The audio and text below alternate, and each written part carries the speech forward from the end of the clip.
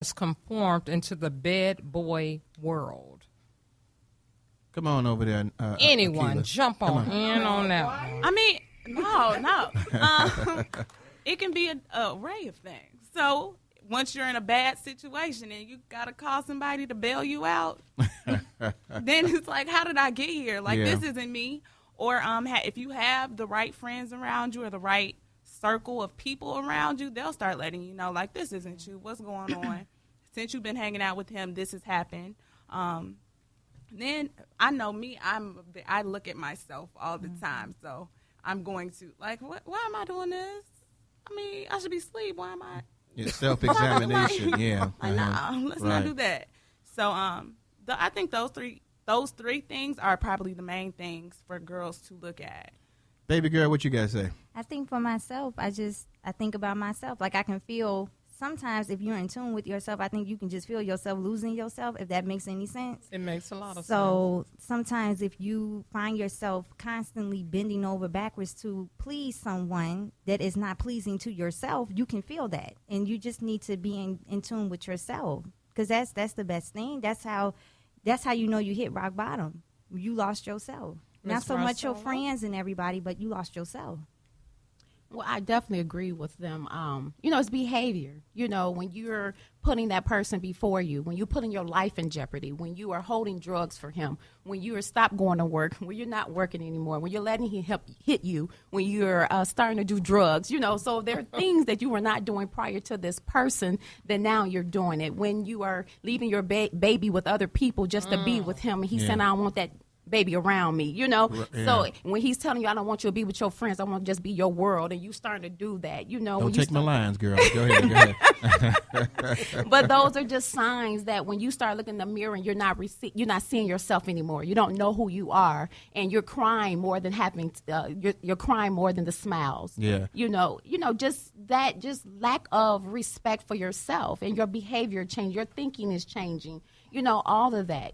So, Marcella, do me this favor. Talk to the young lady that might be listening right now, or a friend that might be listening, and they need some advice on how to get out of this dark side relationship. Well, one thing I tell my clients, before we move, before we say just do it, let's look inside. What is it about this man or this boy that you find attractive? What is it that you're getting from him? And let's talk about that. Let's really evaluate that. Let's go inside and say, because a lot of times you can be with someone that's no good, treating you like crap, but it's something about them that you just got to have. Mm-hmm. So I'm not the therapist that say, leave him alone. I say, okay, I'm not going to tell you something you're not going to do. So until you're tired, until you want something different, we're going to be here. But while we're being here, let's be healthy. So what I would ask you to do is start going within yourself.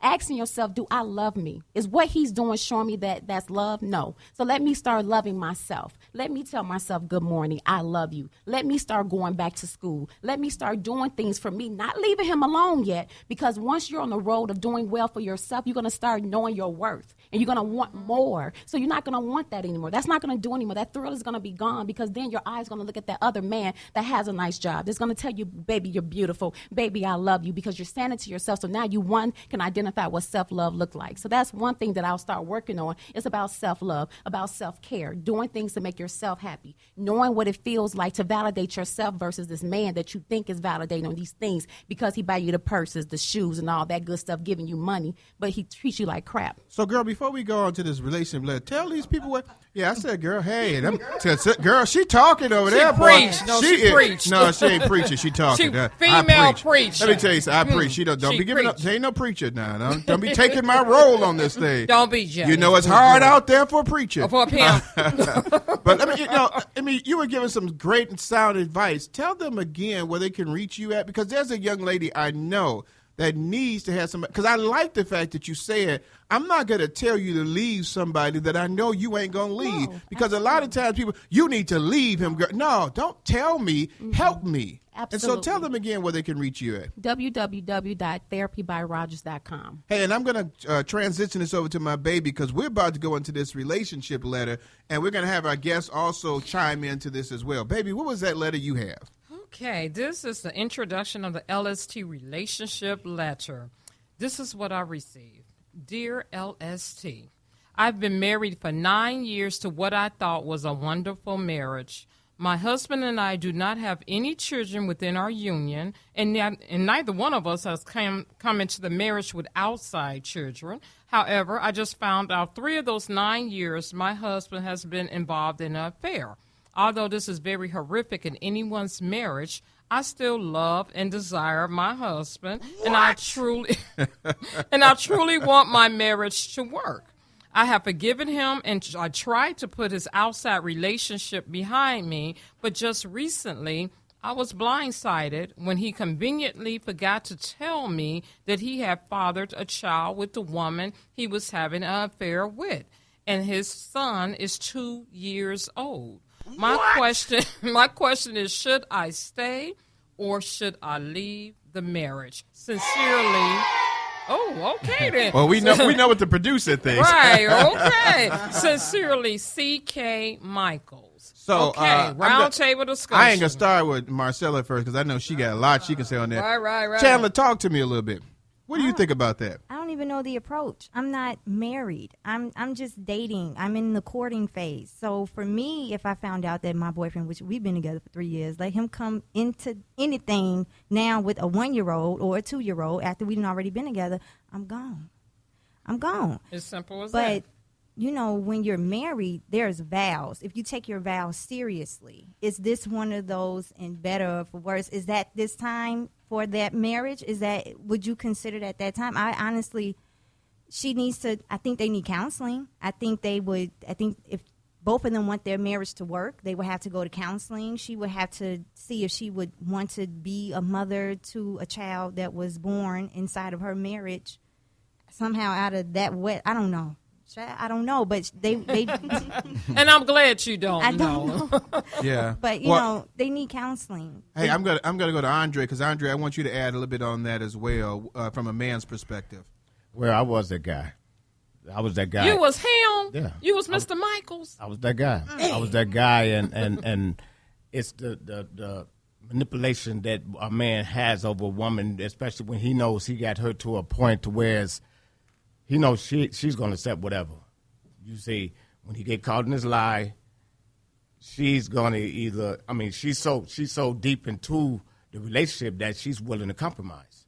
You see, so a woman has to be ready, like you said, she has to be tired of being sick and tired. She has to realize that this is not healthy, and the best thing for her to do is to leave, count her losses, and start over. But she needs a support base. Somebody to take her and teach her step by step how to get out of this relationship, this unhealthy relationship, safe. Because a lot of these relationships get violent when a woman finally decides enough is enough. Some men not going to just let you walk away. But can I say something? Is it unhealthy? Because she didn't know. She was blindsided by this. It wasn't like we've had our ups and downs, and there was more downs than up, and now he has a baby. And it's not just this is a marriage. This is vows. This is hopefully God is involved somehow in this. But it's also for better or worse too. Exactly. That's what I like. Let's talk about this. It's not, like I said, if it was me, it's easier for me to leave. This is not my husband. This is her husband. This is the man she decided to accept when he was on bended knee. This is the man she tried on wedding dresses for. This is the man she walked down the aisle with. This is the man she would probably want to have children with one day. It's just that he somehow kind of beat her to the punch without her knowing. But hey, I say that the signs are always there. True. If you're in tune with your inner self, you're gonna know it from the onset. Have you ever noticed how people, when it's too late, they try to backtrack on what went wrong?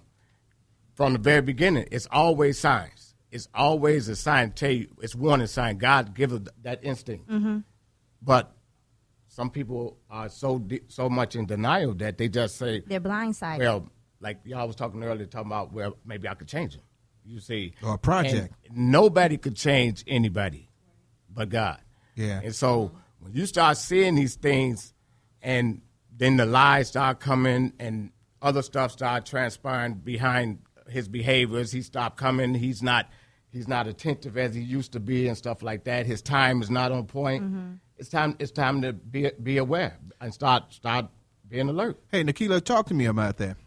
So I have two different perspectives. So like Chandler, I am not married, but I have that option to leave because I am not married. But from a different perspective, from being the clinician, I would have her first look at yourself, because marriage, it involves two people.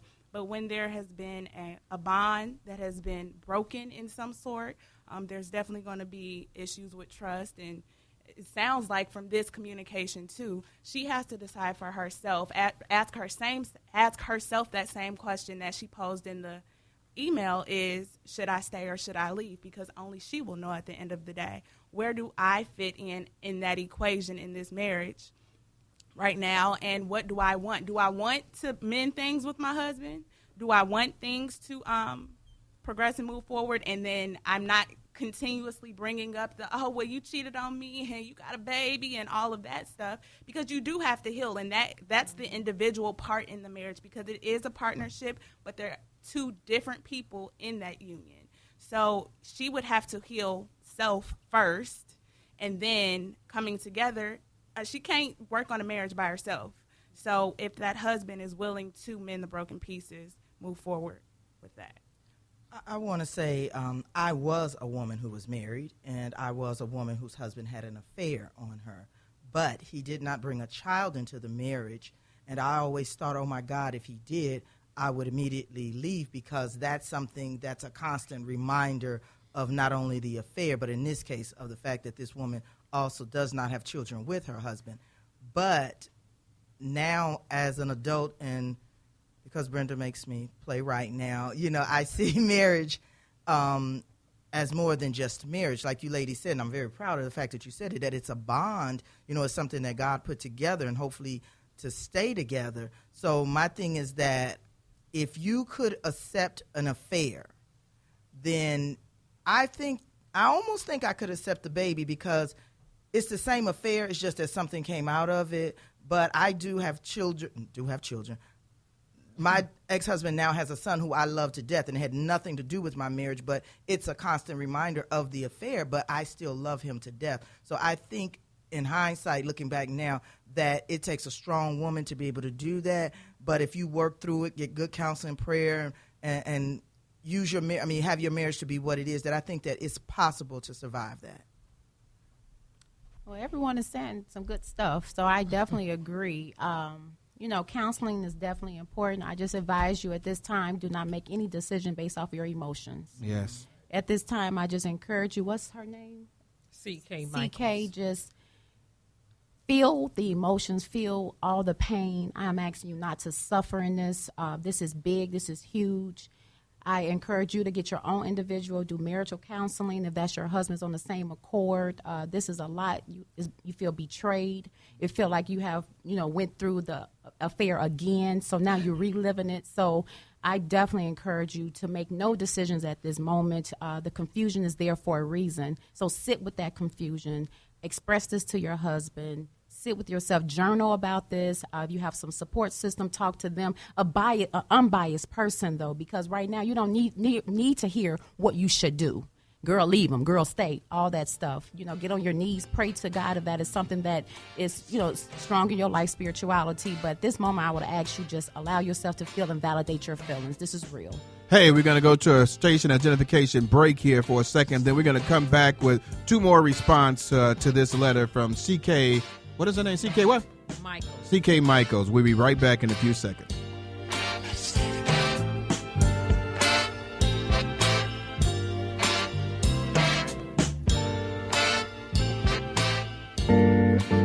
Join us next week for Deal Breaker. It's over now. Things that can terminate a relationship. Hey, March is Women's History Month, and tonight we are honoring and highlighting the contributions of women who shaped America's health. If you received a blood transfusion, had life-saving radiation therapy, experienced a natural birth, or even lost weight by counting calories, you have used one of the many health innovations given to us by women in medicine. The first woman to earn an MD after her name was Dr. Elizabeth Blackwell, who achieved the milestone by